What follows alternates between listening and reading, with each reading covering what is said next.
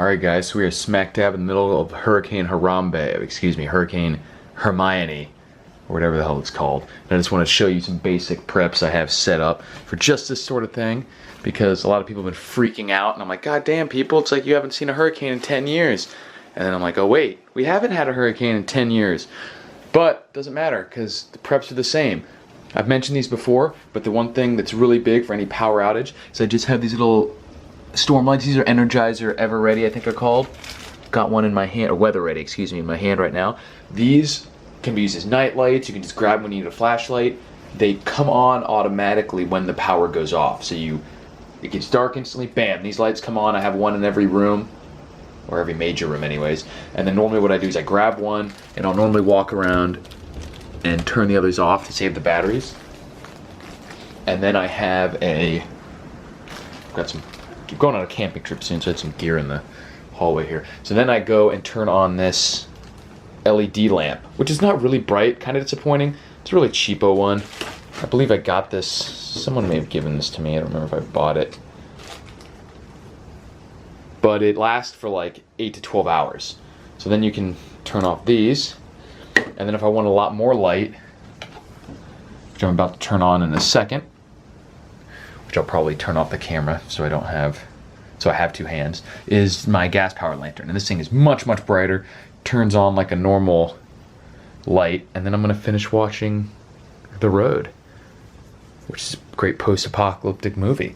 Pretty fucking bleak, but yeah, that's it. That's how to turn your huge crazy inconveniences, or huge crazy disasters, into minor inconveniences in hurricane country. And obviously if you have something like the computer, all you need is a little adapter. You can use your car as a generator if you need to, a 12 volt to 110. Obviously having a real generator is great too. Battery backup, I don't have anything like that, but I can just charge stuff up using the car if I need to. So that's fairly useful. But most of the time, my power goes out here fairly often and doesn't stay off very long. This hurricane is not a big hurricane. It's barely above a tropical storm. So we're probably not going to have the power be off very long. It's pretty late at night right now. It's after 1 a.m. So I don't need to stay up much longer anyway. So let's finish watching this movie. We've got about 30 minutes left or so, and then I'll just go to sleep. But that's it, man. No big deal. Survive and thrive. Just to give you an idea of the brightness level with that rinky-dink little and my Coleman gas lantern here. Obviously this thing does generate some heat. You don't want to do it in too much of an enclosed space because there will be some fumes, the fact that you are burning gas. But I'll just turn this thing off. But the amount of light it generates is not even comparable. Nowadays there probably are some amazing LED lanterns that you could get, but this thing has always worked great for me, man. Nice even light, bright, and these canisters are fucking like $5 and they last.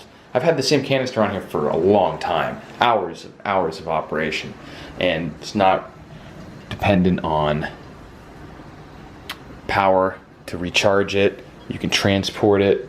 Doesn't drain like a battery might if it hasn't been used for months and months and months. These cans can last years. The only disadvantage to this is obviously the size, and it puts out quite a bit of heat, which in Florida, especially in hurricane season, one of the worst things about the power going out is the fact that the AC cuts off.